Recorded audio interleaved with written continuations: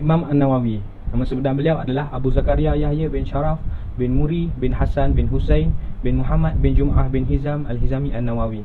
Beliau berasal dari kota Nawak. Tahun kelahiran beliau pada pertengahan bulan Muharram tahun 631 Hijrah. Tarikh wafat beliau adalah pada 25 Rejab 676 Hijrah di Nawak dan dikuburkan di sana. Gelaran yang diberikan oleh beliau adalah Mahyuddin, iaitu maknanya adalah orang yang menghidupkan agama.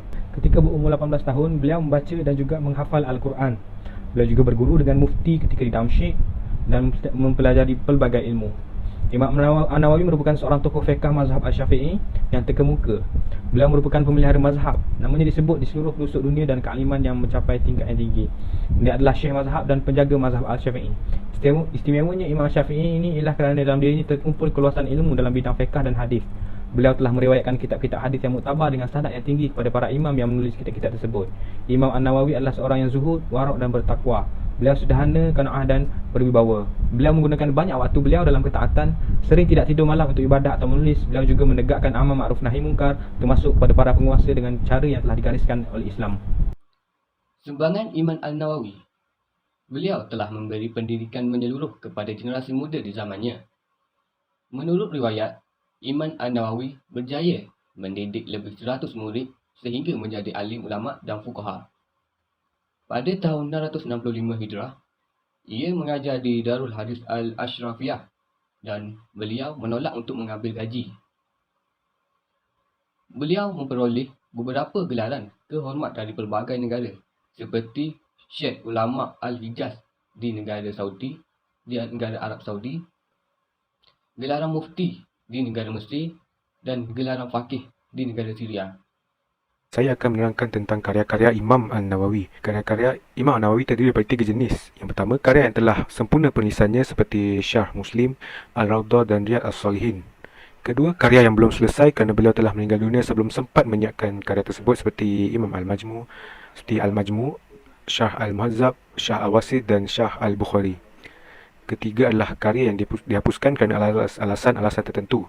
Antara alasan Imam Nawawi menghapuskan karyanya itu adalah khawatir tidak ikhlas saat menulis dan beberapa tulisan masih belum matang. Antara karya terbesar beliau dan menjadi rujukan umat sehingga kini adalah kitab Syarah Sahih Muslim. Syarah Sahih Muslim susunan Al-Imam An-Nawawi adalah kitab syarah yang menjelaskan dan menguraikan faedah hadis-hadis diikuti penyusunan bab-bab yang terkandung dalam kitab Sahih Muslim. Assalamualaikum warahmatullahi wabarakatuh. Okey, pada kali ini kita akan berkenalan dengan seorang tokoh yang pakar dalam bidang matematik, bidang geografi dan juga dalam bidang sejarah. Nama beliau tidak lain dan tidak bukan ialah Imam Al-Biruni. Nama sebenar beliau ialah Abu Raihan Muhammad bin Ahmad Al-Biruni. Beliau lahir pada tahun 360 Hijrah Zulhijjah. Dilahirkan di tempat yang bernama Khawarazm dan juga dikenali sebagai Uzbekistan pada hari ini. Dan meninggal pada tahun 13 Disember 1048 Masihi. Gelaran Al-Biruni ialah gelaran bagi penduduk Khawarazm, iaitu bermaksud orang asing. Beliau merupakan seorang yang sangat mencintai ilmu dan juga membaca dan menulis sekitar seawal usia remaja.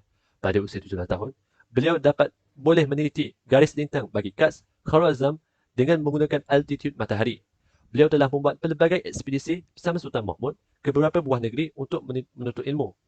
Dan pada umur 22 tahun, beliau berhijrah ke Bukhara dan berguru dengan Ibn Sina dan tinggal di sana selama 3 tahun untuk menuntut ilmu. Beliau pernah berhijrah ke India, Asia Selatan untuk mengkaji tentang budaya dan sejarah mereka. Beliau merupakan pakar matematik, ahli fizik, ahli geografi dan juga ahli sejarawan. Sumbangan tokoh Al-Biruni dalam bidang matematik. Al-Biruni telah menggunakan kaedah matematik untuk membolehkan arah kiblat ditentukan di mana-mana tempat di dunia. Beliau juga adalah orang yang pertama menyatakan bahawa jejari bumi ialah 633.96 km. Beliau juga memberikan sumbangan dalam trigonometri. Beliau memberikan sumbangan yang signifikan bagi mengembangkan matematik, khususnya dalam bidang geometri. Dasar-dasar trigonometri merupakan prestasi besar Al-Biruni dalam bidang matematik. Al-Biruni dikenali sebagai matematikawan pertama di dunia yang membangun dasar-dasar trigonometri. Meskipun ilmu trigonometri telah dikenal di Yunani, akan tetapi pematangannya ada di tangan Al-Biruni. Di samping trigonometri sfera, Al-Biruni turut menguasai aritmetik orang India. Beliau telah menulis beberapa buah buku berhubung dengan subjek itu.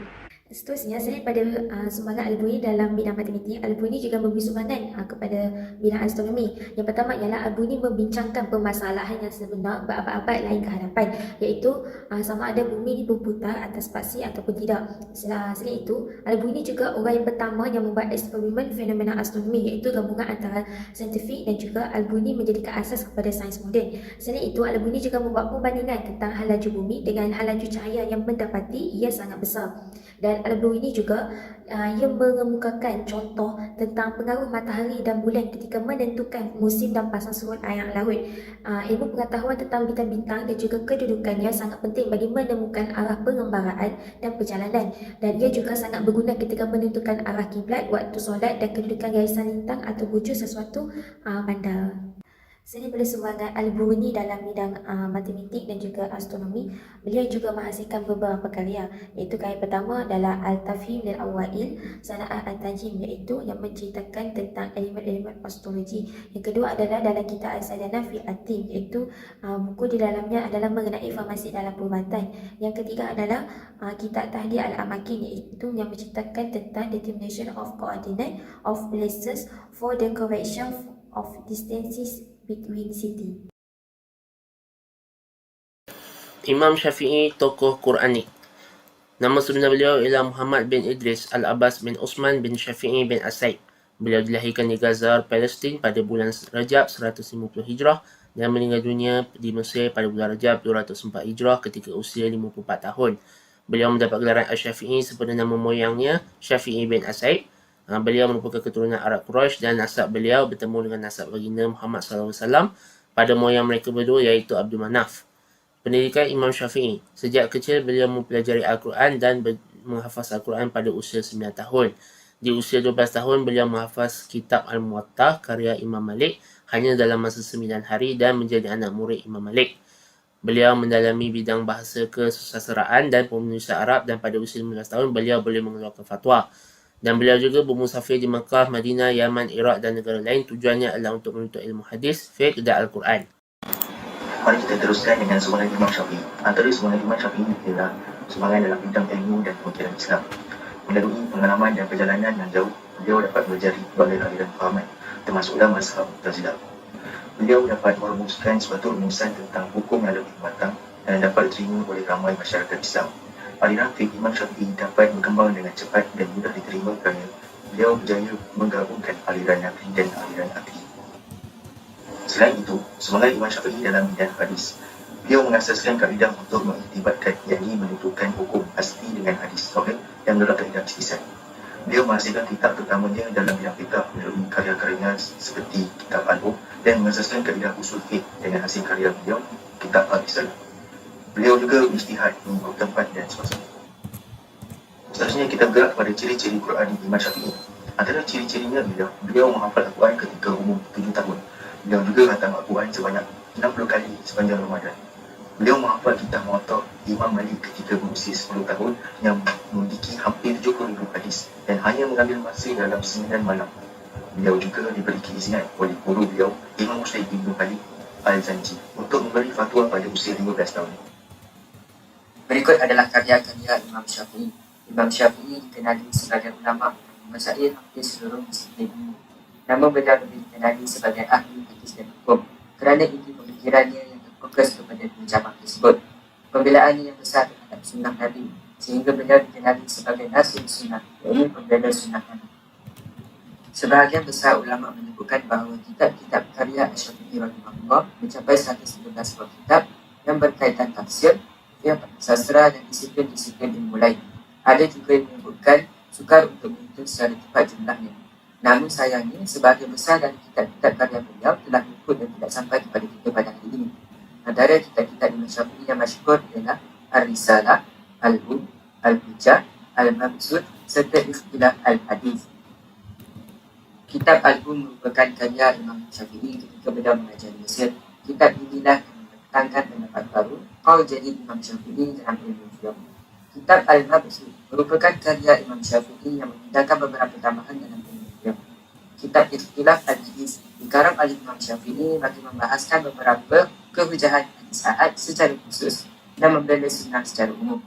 Kitab Al-Hujjah merupakan karya Imam Syafi'i ketika beliau mengajar di Baghdad, Iraq.